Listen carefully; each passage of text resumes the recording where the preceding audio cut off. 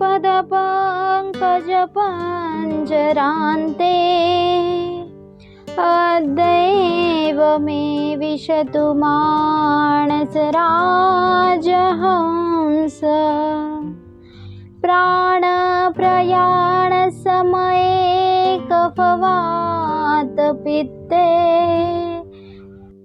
कंठ अवरोधनविधो स्मरणं कुतस्ते कंठ अवरोधनविधो स्मरणं कुतस्ते। श्री गोपाल कृष्ण महाराज की जय।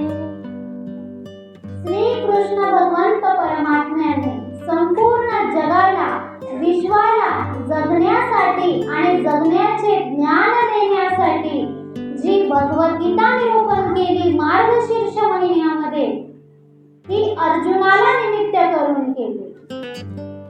फक्त अर्जुन श्री कृष्ण महाराजांच्या समोर होता का? नाही, असे हतबल झालेले ज्यांनी आपले धनुष्यबाण कर्मरूपी धनुष्यबाण खाली टाकून दिलेले आहे, ज्यांनी आपल्या विधी अविधीचा यथासांग कर्माचा ज्यांनी त्याग केलेला आहे, जे पडलेले आहेत अशा पडलेल्या जीवांना उभारी देण्यासाठी तस्मात् उत्तिष्ठ कौन्तेय युद्धाय कृतनिश्चय म्हणत ही भगवद्गीता निरूपण केली। ही जी ज्ञान मालिका भगवान श्री कृष्ण महाराजांनी निरूपण केली त्यामध्ये भक्ती योग आहे, विषाद योग आहे, संन्यास योग आहे, पुरुषोत्तम योग आहे, गुणत्रय विभाग योग आहे, कर्म योग आहे, अनेक प्रकारचे योग या गीतेमध्ये सांगितलेले आहेत। जेव्हा श्री कृष्ण महाराज रणांगणामध्ये युद्ध चालू असताना अर्जुनाला जेव्हा गीता निरूपण करताये आणि जेव्हा श्री कृष्ण महाराजांनी संन्यास योग सांगितला आणि कर्मयोगही सांगितला तेव्हा अर्जुन श्री कृष्ण महाराजांना विचारतो, तुम्ही मला संन्यास योगही सांगितला, कर्मयोगही सांगितला, परंतु दोघांमध्ये श्रेष्ठ कोणता आहे? श्री कृष्ण महाराज म्हणतात कर्मयोगही श्रेष्ठ आहे, संन्यास योगही श्रेष्ठ आहे, परंतु तुला जर जाणून घेण्याची इच्छा आहे की दोघात श्रेष्ठ कोणता तर ऐक अर्जुना, तयोस्तु कर्म संन्यासात कर्मयोगो विशिष्यते। संन्यास योगही श्रेष्ठ आहे, कर्मयोगही श्रेष्ठ आहे, परंतु संन्यास योगापेक्षा कर्मयोग श्रेष्ठ आहे। तो कसा काय? तर संन्यास योग हा उत्तर पायरीचा आहे आणि कर्मयोग हा पूर्व पायरीचा म्हणजे पहिल्या पायरीचा असतो। पहिले आपण चांगले कर्म करतो, आपले संस्कार वाढवतो, ज्ञान मिळवतो आणि मग संन्यासाकडे जातो। म्हणून संन्यासात कर्मयोग विशिष्टते। संन्यास म्हणजे संन्यास प्रकाराने ज्ञान, चांगल्या सद्गुणांची ठेव करणे, चांगल्या प्रकारे त्याग करणे आणि त्याग आपला चांगल्या कर्माने होतो। आपले मानवी जीवन जगत असताना तुम्ही गृहस्थाश्रमी असो, संन्यस्त वृत्ती धारण केलेले साधू महात्मे असो, स्वामींच्या सन्निधानी असलेले भक्त असो, प्रेमी असो, प्रत्येकाला कर्मयोगाचं ज्ञान महत्त्वाचं आहे। प्रत्येकाच्या जीवनात कर्म हे विशिष्ट असतं, विशेष कर्म करावं लागतं, तेव्हा तो चांगल्या गोष्टीकडे जातो। छोट्या छोट्या कर्मापासून आपण मोठ्या कर्माकडे जात असतो। असे कर्म हे 3 प्रकारचे असतात। सर्वात प्रथम येतं कर्म, नंतर येतं अकर्म आणि मग विकर्म। प्रथम आपण कर्म जाणून घेऊ। कर्माची व्याख्या अगदी सोपी सांगितली आहे। यत् क्रियते तत् कर्म, जे केल्या जाते त्याला कर्म म्हणतात। सकाळपासून संध्याकाळपर्यंत आपण नाना प्रकारचे कर्म करतो. तुम्ही उठतात, शेतात जातात, शेती करता, कोणी दुकानावर जातं, कर्म आहे. परंतु याहीपेक्षा सोपं कर्म आहे. हालचाल करणे, चालणे, बोलणे, इथून उठून तिथं बसणे, ते सुद्धा कर्म आहे. ताईंनी सांगितलं, आपण जन्माला आल्यापासून मृत्यूपर्यंत कर्म करतच राहतो. एखादा मनुष्य जर जागेवर पडलेला आहे, अशक्त आहे, आता तो काहीही करू शकत नाहीये त्याच्या जीवनात. धरणीवर पडलेला मनुष्य आहे, तो सुद्धा कर्म करतो. कोणते? श्वास घेण्याचे. श्वास घेणं सुद्धा कर्म आहे.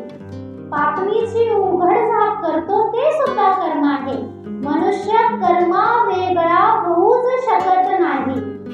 जोपर्यंत तुम्हाला मृत्यू येत नाही तोपर्यंत तुम्ही कर्माच्या वेगळे होऊ शकत नाही. ही आहे कर्माची व्याख्या. हे कर्म करताना तुम्ही तुमच्याकडून इष्ट अनिष्ट चांगले वाईट कर्मही घडतात. चालताना बोलताना त्यामध्ये तुमच्या मनामध्ये कोणती पाप पुण्याची भावना नसते, कुणाला मारण्याची भावना नसते, कुणाला दुखवण्याची भावना नसते, परंतु तो होऊन जातं. कोणताही विचार अविचार नसतो, परंतु ते कर्म होतं, ते निष्काम कर्म. आणि आता अकर्म.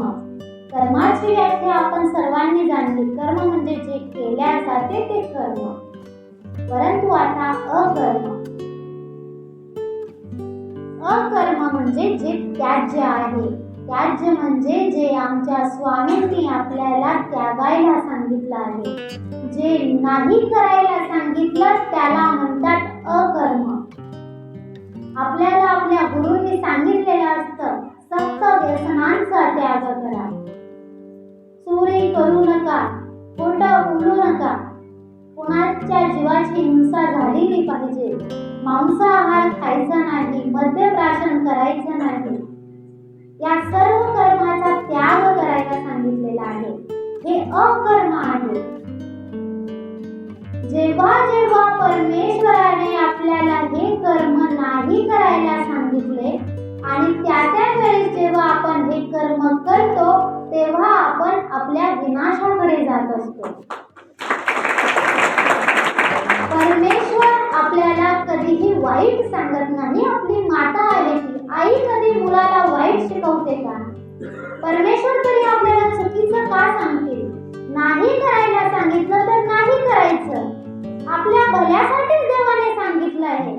हे अकर्म आपल्याला नरकाकडे घेऊन जात आहे. मग आपण ते का करायचे?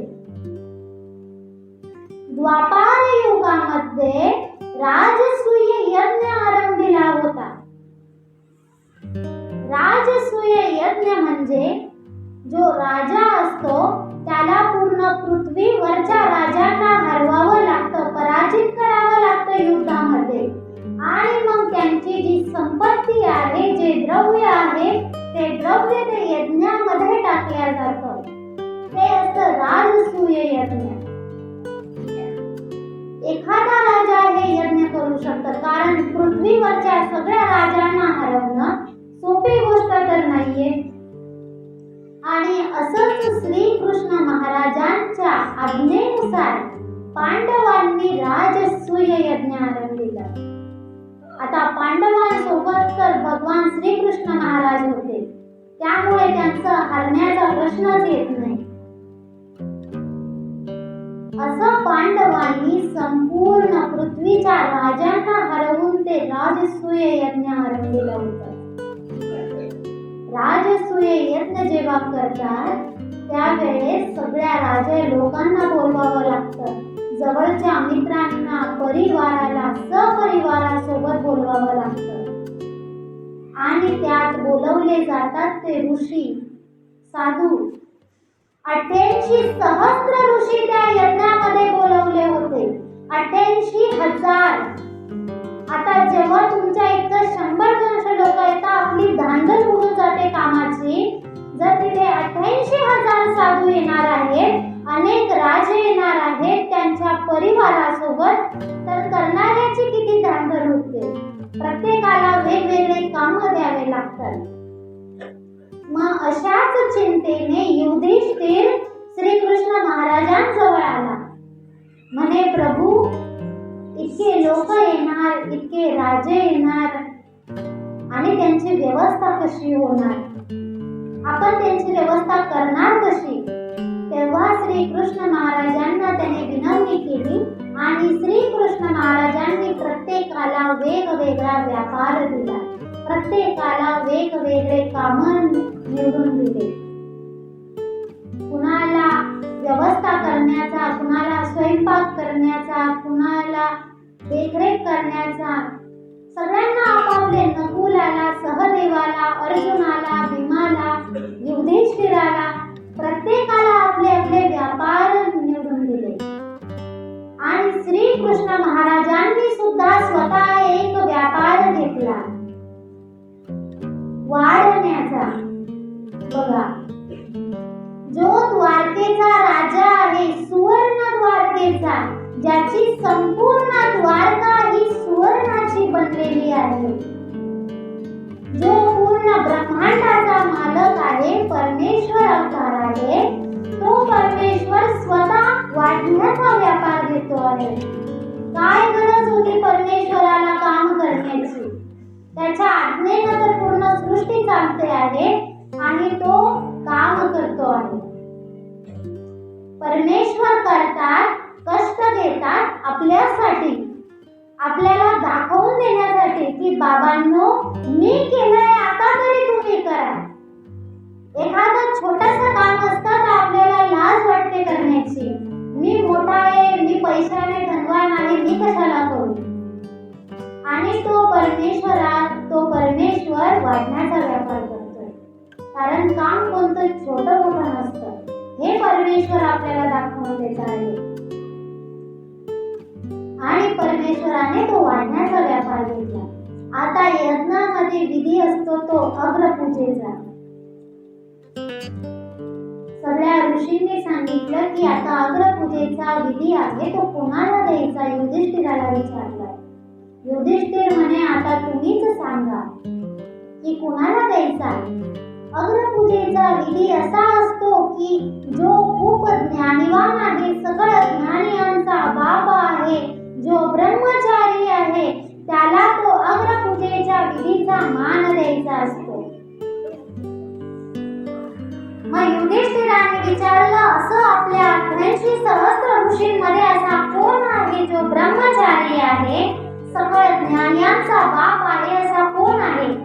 मग सर्वांचं ठरलं की हा मान शुकदेवाला द्यायचा. शुकदेव हे ब्रह्मचारी होते, ज्ञानवान होते. सगळे शुकदेवांना शोधायला लागले. तर शुकदेव हे श्रीकृष्ण भगवंताची लीळा बघण्यात व्यस्त होते. युधिष्ठिर शुकदेवांजवळ आला. शुकदेवांना युधिष्ठिराने विनंती केली. म्हणे, आम्ही सर्वांनी ठरवले की अग्रपूजेचा मान तुम्हाला द्यायचा. तेव्हा शुकदेव बोलले, मलाच का बरं देताय तुम्ही हा मान? इथे जर 88 सहस्त्र ऋषी आले आहेत, एवढे मोठे मोठे राजे लोक आहेत, ज्ञानिवान आहेत, तर हा मान मलाच का द्यायचा? तेव्हा युधिष्ठिराने सांगितलं, जो ज्ञानिवान आहे, जो ब्रह्मचारी आहे, त्याला हा, जो तपोव्रत आहे, त्याला हा मान दिला जातो. म्हणे, तुम्हाला कोणी सांगितलं की मी ज्ञानिवान आहे? सगळ्या ज्ञानियांचा बाप आहे, ब्रह्मचारी आहे, तुम्हाला कोणी सांगितलं? मी जर तुम्हाला काय सांगितलं तर तुम्ही ऐकाल का माझं? तेव्हा युधिष्ठिर म्हणे, नक्कीच नक्कीच ऐकू आम्ही. म्हणे, जर हा मान कोणाला द्यायचा असेल तर त्या भगवान श्री कृष्णाला द्या. म्हणे, तो सकळ ज्ञानियांचा बाप आहे, तो ब्रह्मचारी आहे. म्हणे, त्याला हा मान दिला पाहिजे. आणि मग सगळ्यांच्या शुकदेवाची ती विनंती मानून युधिष्ठिर, पांडव सर्व श्रीकृष्ण भगवंतांजवळ आले आणि श्रीकृष्ण भगवंतांना विनंती केली की तुम्ही हा अग्रपूजेचा मान स्वीकारा. श्रीकृष्ण भगवंतांनी ती विनंती स्वीकार केली आणि आता श्रीकृष्ण भगवंत यज्ञामध्ये बसले आहेत. तो अग्रपूजेचा मान घेत आहे. पूजा होते आहे श्रीकृष्ण भगवंतांची. पण आता जेव्हा एखाद्या व्यक्तीचं चांगलं होतं तेव्हा एखाद्या व्यक्तीला वाईट सुद्धा वाटतं. कधी कधी आपल्या जवळच्याच व्यक्तीला वाईट वाटतं. आणि असं वाईट वाटलं आहे दुर्योधनाला, जे दृष्ट राजे होते, ज्यांना चांगलं भगवत नव्हतं पांडवांचं, त्यांना वाईट वाटतं आहे. आणि असंच वाईट वाटतं आहे शिशुपालाला. शिशुपाल कोणी गैर नव्हता, श्रीकृष्ण भगवंताचा तो भाऊ लागत होता. तरी सुद्धा त्याला श्रीकृष्ण भगवंतांना दिलेल्या मानाचं वाईट वाटतं आहे. कारण त्याची मैत्री ही दृष्टांशी होती, दुर्योधनासारख्या दृष्टांशी होती, जरासंधासारख्या दृष्टांशी त्याची मैत्री होती. सज्जनांची संगत त्याने कधीच केली नव्हती. त्याला वाईट वाटतंय. पण शिशुपालाचं कर्मच असं आहे, जन्मालाच असा आलाय दोष घेऊन. जेव्हा शिशुपाल जन्माला आला होता तेव्हा तो 3 डोळ्यांनी जन्माला आला होता. 2 डोळे आणि 3रा डोळा त्याचा माथ्यावर होता. त्याचे जे वडील होते दमघोष, जो राजा होता दमघोष, त्याला चिंता वाटली, आपला मुलगा 3 डोळ्यांनी जन्माला आला, हे काय? म्हणून त्यांनी मोठ्या मोठ्या ऋषींना घरी बोलावलं आणि त्यांच्याकडून त्याचं भविष्य वाचून घेतलं शिशुपालाचं. तेव्हा त्या ऋषींनी सांगितलं, याचा जो हा 3रा डोळा आहे, ज्या राजाच्या दर्शनाने, ज्या राजाची याच्यावर दृष्टी पडेल, ज्या राजाची दृष्टी पडल्या पडल्या याचा हा 3रा डोळा नष्ट होईल, त्या राजाच्या हातून याचा मृत्यू होईल, याचा वध होईल. आता दमघोषाला चिंता वाटली.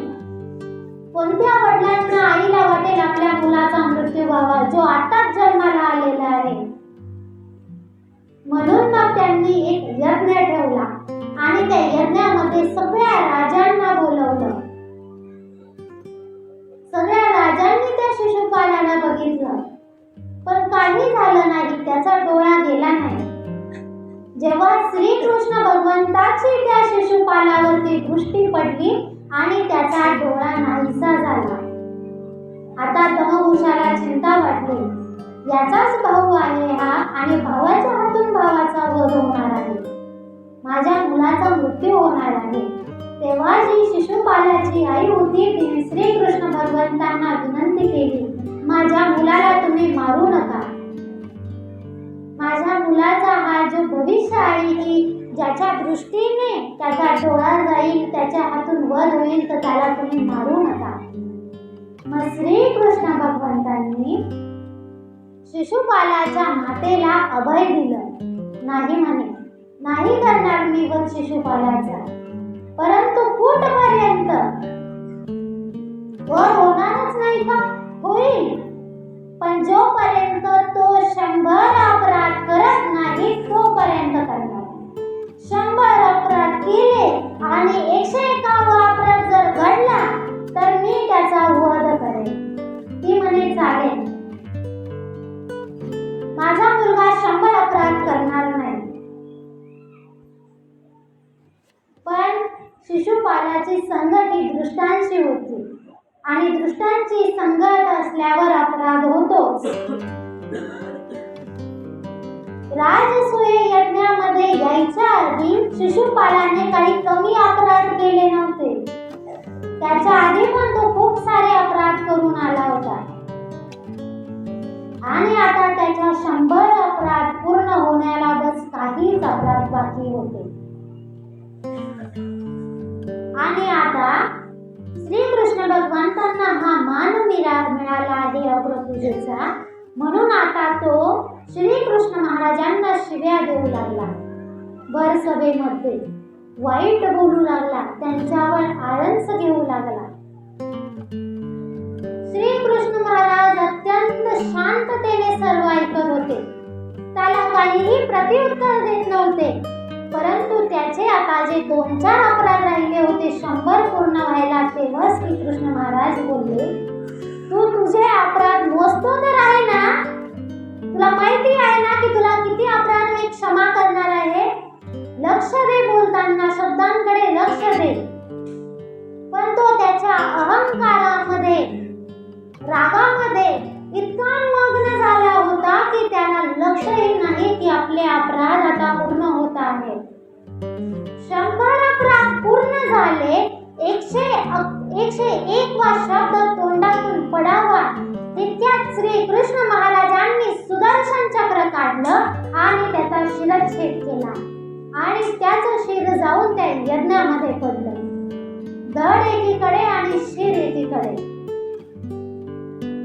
अहंकारी माणसाला त्याचा मृत्यू मारत नाही, त्याचा अहंकारच मारतो. आणि शिशुपाळाला त्याच्या अहंकारानेच मारलं होतं. जर परमेश्वराने सांगितलं आहे बाबा करू नको, जर त्याला सांगितलं होतं 100 अपराध करू नको, अपराध केलाच पाहिजे का जीवनात? माणूस चुकतो माहिती आहे, परंतु मुद्दाम का चुकायचं? विषाची परीक्षा का बघायची? माहिती होतं मृत्यू येणार आहे, तरीही परमेश्वराशी स्पर्धा केली. परमेश्वराशी स्पर्धा करण्याचं काय काम? आणि आमच्या श्रीकृष्ण महाराजांनीच फक्त सांगितलं नाहीये अकर्म करायला, तर प्रत्येक अवताराने सांगितलंय की नका करू. गोविंद प्रभू महाराजांनी सांगितलंय, चक्रपाणी महाराजांनी सांगितलंय, सर्वज्ञ श्री चक्रधर स्वामींनी तर कित्येक वचनातून, लीळातून सांगितलं आहे, आपल्या कार्यातून सांगितलं आहे. आणि श्री दत्तात्रेय प्रभूंनी सुद्धा सांगितलं आहे. श्री दत्तात्रेय प्रभूंनी कुणाला सांगितलं होतं? कार्तिवीर्याला सांगितलं होतं. त्रेतायुगामध्ये कृतवीर्य राजा होता आणि त्या कृतवीर्य राजाला कार्तिवीर्य नावाचा मुलगा झाला होता. राजाकडे खूप सारी संपत्ती होती, राज्य होतं. पण आता संकट असं आलं की कार्तिवीर्य जेव्हा जन्माला आला, छोट्या हातांनी जन्माला आला. त्याचे बाकीच्या मनुष्यांसारखे मोठे मोठे हात नव्हते. विकट बाहू जन्माला तो मोठा झाला. शास्त्राचे शिक्षण घेतले, राज्यकारभाराचे शिक्षण घेतले, पण राजाला युद्धही करावं लागतं आणि बिना हाताचं युद्ध कसं करणार? तो राज्य करण्याला योग्य नव्हता. शेवटी त्याने आपला सर्व राज्यकारभार हा आपल्या प्रधानाला सोपवला. प्रधानाला तो राज्यकारभार दिला आणि तिथून तो निघून गेला राज्यातून. आणि मग त्यानंतर प्रत्येक जंगलामध्ये जाऊन, प्रत्येक ऋषींजवळ जाऊन त्यांची सेवा करू लागला, त्यांना प्रसन्न करू लागला. असेच प्रत्येक आश्रम फिरत फिरत तो सह्याद्री पर्वतावर आला. सह्याद्री पर्वत, जिथे सिंहांची वस्ती होती. पहिले सिंह राहायचे त्या पर्वतावर, म्हणून त्याला सह्याद्री पर्वत म्हणायचे. अशा सह्याद्री पर्वतावर आमचे श्री दत्तात्रेय प्रभू राहत होते. चतुर्युगी अवतार श्री दत्तात्रेय प्रभूंचं त्याला दर्शन झालं. श्री दत्तात्रेय प्रभूंच्या आश्रमात तो आला. ज्या श्री दत्तात्रेय प्रभूंचे दर्शनच दुर्लभ आहे, जे परमेश्वर अवतार श्री दत्तात्रेय प्रभू एकदा दर्शन देतात आणि तो जीव तिथल्या तिथे उतरल्या जातो, अशा श्री दत्तात्रेय प्रभू महाराजांच्या आश्रमात राहून तो कितीतरी महिने त्यांची सेवा करतो आहे. कार्तिवीर्य राजा अमोघ सिद्धींचा जो दाता आहे, त्या श्री दत्तात्रेय प्रभूंच्या दर्शन मात्रे जे उतरतो, त्यांची सेवा करणं म्हणजे काय कार्य, काय कर्म असतील त्याचे पूर्वजन्मीचे, सोपी गोष्ट नाहीये. चारही युगात श्री दत्तात्रेय प्रभूंचा वास आहे. पण फक्त मोजक्या लोकांना श्री दत्तात्रय प्रभूंचं दर्शन झालेलं आहे. कारण सोपा अवतार नाही येतो. आमच्या श्री सर्वज्ञ स्वामींच्या सन्निधानी सुद्धा कित्येक भक्त कित्येक लोक येऊन गेले, सेवा दास्य केलं. आमच्या स्वामींनी भक्तिजनांकडून सेवा दास्य करून घेतलं, कर्म करून घेतले का तर पुढच्या जन्मी तुम्हाला हा देह मिळायला नको, तुमचा उद्धार व्हायला पाहिजे, सारखं सारखं तुम्हाला या मनुष्य जन्मामध्ये यायला नको, म्हणून परमेश्वराने कर्म करून घेतले का तर दुसऱ्या जन्मामध्ये तुम्हाला यायला नको. पण श्री दत्तात्रय प्रभूंचा असं नाहीये. श्री दत्तात्रय प्रभूंचा असं आहे की दुसरा जन्म घ्यायची गरजच पडत नाही, असं त्यांचं दर्शन आहे. ऐसा दर्शने भोग मोक्षू देताना दिसे अनेकू, एक श्री कैवल्य नायक श्री दत्त वांसोनी. ऐसा दर्शने भोग मोक्षू, नुसतं दर्शन दिल्या ज्याच्या दर्शनाने सगळे भोग नासतात, जो मोक्षाला प्राप्त होतो, असा दुसरा कोणताच अवतार नाहीये, फक्त श्री दत्तात्रय प्रभू आहे. आणि कार्तवीर्य राजा कित्येक महिने झाले श्री दत्तात्रय प्रभूंचे नुसते दर्शनच नाही तर त्यांची सेवा सुद्धा करतो आहे. अतिशय भाग्याचा जीव. आणि एक दिवस असंच श्री दत्तात्रय प्रभूंचं स्नान झालेलं आहे, मर्दना मादने झालेले आहेत. आणि नेहमीप्रमाणे श्री दत्तात्रय प्रभूंच्या ज्या जटा होत्या, जे केस होते ते ओले होते. आणि कार्तवीर्य जो राजा होता तो नेहमी दुपाटण्यामध्ये विस्तव टाकायचा, त्याच्यामध्ये धूप टाकायचा आणि ते दुपाटणं श्री दत्तात्रय प्रभूंना तो केसांना दाखवायचा, वळवायचा त्याच्याने ते केस. पण आज त्या कार्तवीर्य राजाला दुपाटणं सापडत नाहीये आणि श्री दत्तात्रय प्रभू त्या ओल्या केसांनी उभे आहेत. आता त्याच्यावर तर संकट आलं. जर श्री दत्तात्रय प्रभूंना राग आला तर काय करावं, दुपटणं तर सापडेना झालं. म्हणून कार्तवीर्य राजाने आपले जे विकट बाहू होते ते छोटेसे हात, त्याच्यावरती तो इंगळ घेतला, तो विस्तव घेतला आणि त्याच्यावर तो धूप टाकला. त्याच्या हाताचा आता करपलेला वास येऊ लागला, त्याचे कातडे जळू लागले हाताचे. आणि श्री दत्तात्रय प्रभूंनी त्वरित लगेच मागे वळून बघितलं. अरे काय करतो म्हणे, सांडे सांडे टाक म्हणे तो इंगळ खाली. काय पाहिजे म्हणे तुला, माग, मी प्रसन्न झाला. श्री दत्तात्रय प्रभू ज्याच्यावर प्रसन्न झाले त्याने काय मागावं. तो परमेश्वर अवतार स्वतः म्हणतोय मी प्रसन्न झाला, माग आता.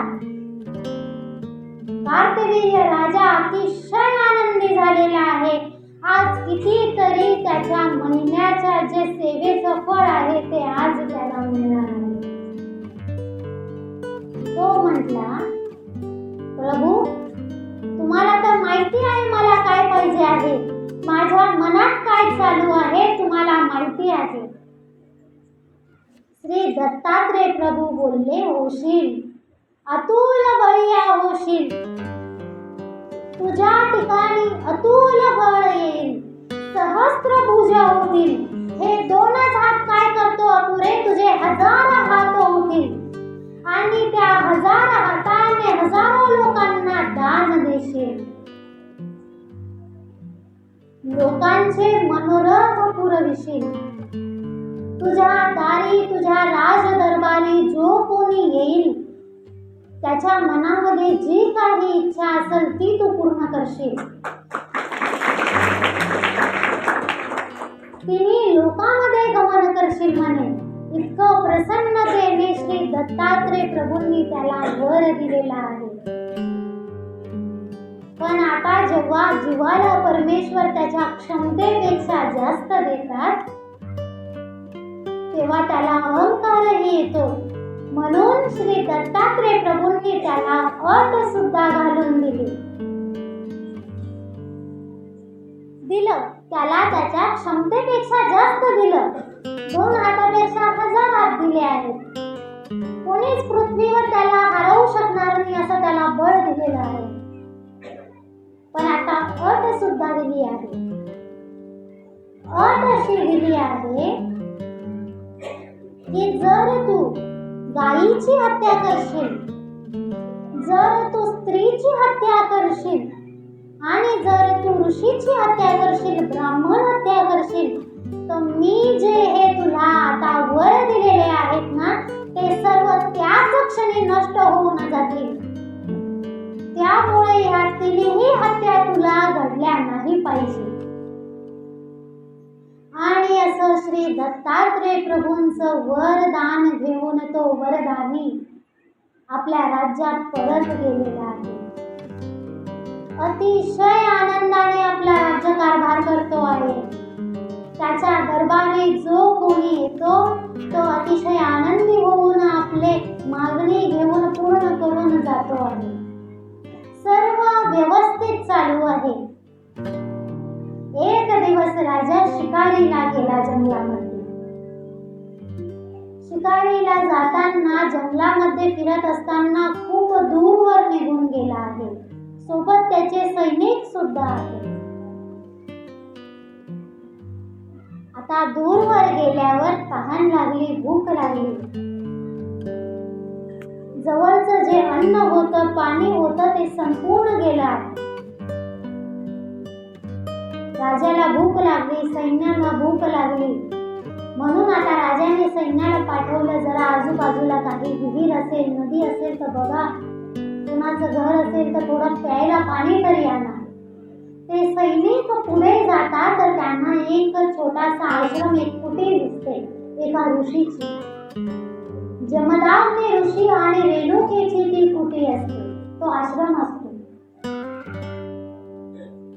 ते त्या आश्रमात जातात आणि त्या रेणुकेला विनंती करतात की आमच्या राजाला तहान लागली आहे, आम्हाला आमच्या सैन्याला तहान लागली आहे, आम्हाला पाणी मिळेल का?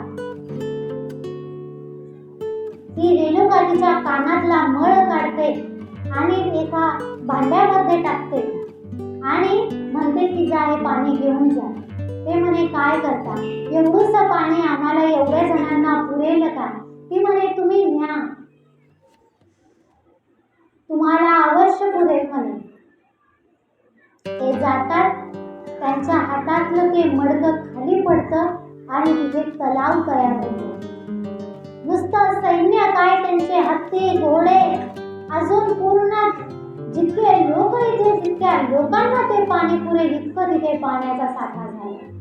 सगळ्यांना आश्चर्य वाटलं, राजाला आश्चर्य वाटलं. राजा म्हणे हे कसं झालं? म्हणे इथे एक आश्रम आहे, त्या ऋषीची जी पत्नी आहे तिने हे पाणी दिलं आणि त्याच्यापासून हा तलाव तयार झाला. राजा त्या आश्रमात आला. आश्चर्य वाटलं राजाला. त्या आश्रमात तो राजा आल्यानंतर म्हणे आम्हाला खायला अन्न सुद्धा द्या. ती म्हणे जा, तुम्ही हातपाय धुवून या, तोपर्यंत तुमच्या सगळ्यांसाठी पुरेल इतकं अन्न इथे तयार असेल म्हणे. आता कुठून आणणार होता तो गरीब ऋषी आणि त्याची पत्नी ते अन्न? तर स्वर्गातील देवतांनी प्रसन्न होऊन त्याच्या त्या यज्ञावरती प्रसन्न होऊन त्या ऋषीला एक गाय दिलेली होती, कामधेनू. कामधेनू कोणी सामान्य गाय नव्हती, ती गाय चमत्कारी होती, कारण ती देवतांनी दिलेली होती. कामधेनू म्हणजे आपण तिच्या पुढे जी इच्छा व्यक्त करणार ती इच्छा व्यक्त पूर्ण करणारी ती गाय होती. रेणुकेने तिच्या पुढे इच्छा व्यक्त केली की ह्या लोकांना खायला अन्न नाहीये, ते भुकेले आहेत, त्यांच्यासाठी अन्न तयार कर, अन्न दे आम्हाला. आणि तिने असे 5 पक्वान्न, अतिशय स्वादिष्ट भोजनाच्या थाळ्याच्या थाळ्या अशा समोर उभ्या केल्या त्या गायीने. तो राजा आश्चर्यचकित झाला. तो म्हणे असं अन्न तर आमच्या राजवाड्यात सुद्धा नाही, संपूर्ण आयुष्यात इतकं स्वादिष्ट अन्न मी कुठेच खाल्लं नाही. कोणी उपजवलं हे अन्न म्हणे. तेव्हा त्या रेणुकीने सांगितलं, आमच्याकडे ही चमत्कारी गाय आहे, हिने ते अन्न दिलं. आता ज्या राजाला श्री दत्तात्रय प्रभूंचा वर आहे, जो स्वतःच लोकांच्या इच्छा पूर्ण करतो आहे, त्याला ती गाय पाहिजे आहे. जो स्वतःच लोकांचे मनोरथ पूर्ण करतो, त्याला ती मनोरथ पूर्ण करणारी गाय हवी तरी कशाला. तो म्हणे, अशी गाय का माझ्या दरबारी पाहिजे म्हणे, मला ही गाय द्या. रेणुकेने आणि जमदाग्नी ऋषीने मुलीप्रमाणे तिचा सांभाळ केला आहे आणि ती देवतांनी प्रसन्न होऊन दिलेली आहे. ती कोणी मागितल्यावर जात नाही, कारण ती स्वतःच चमत्कारी गाय आहे. ते बोलले, आम्ही देऊ शकत नाही ती तुम्हाला. तो म्हणे, मला पाहिजे. आणि तो जबरदस्तीने त्या गायीला ओढून नेण्याचा प्रयत्न करू लागला. ती गाय चमत्कारी असल्यामुळे तिच्यापासून हजारो सैन्य तयार झाले. तिच्यावर जबरदस्ती केली तर तिच्यापासून हजारो सैन्य तयार झालं आणि तिच्यापासून तयार झालेल्या त्या सैन्याने त्या राजाच्या पूर्ण सैन्याचा विनाश केला. आता राजा क्रोधित झाला, त्याचा अहंकार जागा झाला आणि त्या राजाने त्या जमदाग्नी ऋषीसोबत युद्ध केलं. ऋषी सोबत युद्ध केल्यावरती त्या ऋषीची ती हत्या घडली त्याच्याकडून. आणि त्या आपल्या पतीला वाचवण्यासाठी जेव्हा ती रेणुका गेली, त्या रेणुकेवरही त्याने वार केला आणि त्या रेणुकीचीही त्याच्याकडून हत्या घडली. त्याच्याकडून त्या गायीची हत्या घडली. ती गाय चमत्कारी होती, देवतांनी दिली होती, ती आपल्या आपल्या स्वर्गात चालली गेली. पण आता इथे झाली त्याच्याकडून चूक अशी की श्री दत्तात्रय प्रभूंनी जे वर दिले होते ते नष्ट झाले होते. सांगितलं होतं, ऋषीची हत्या करू नको, स्त्रीची हत्या करू नको आणि गायीची हत्या करू नको. या तिघातून एकाची जरी हत्या झाली तरी सुद्धा वर नष्ट होशील आणि वरांसोबत तूही नष्ट होणार. एकाची नाही तर तिघांचीही हत्या केली एकाच वेळेस, फक्त एका गायीसाठी. इथं त्याला लालच आली. लालच बुरी बला आहे आणि ती बुरी बला आता त्याच्यासोबत त्याला चांगलीच गोवली होती. म्हणून परमेश्वर सांगतात, अकर्माचा त्याग करा, नका करू. जे तुम्हाला हानी पोहोचवणार आहे जे कर्म ते करू नका. ही लालच त्याला हानी पोहोचवणार होती, कळत होतं. पण आता अहंकार होता, लोभ होता आणि त्याने ते केलं. शिशुपालाने अहंकारापोटी आपला वध केला. असे अहंकार आणि जे हिंसाविरूप कर्म असतात ते नरकापर्यंत नेतात. म्हणून परमेश्वर म्हणतात नका करू. हे झाले अकर्म.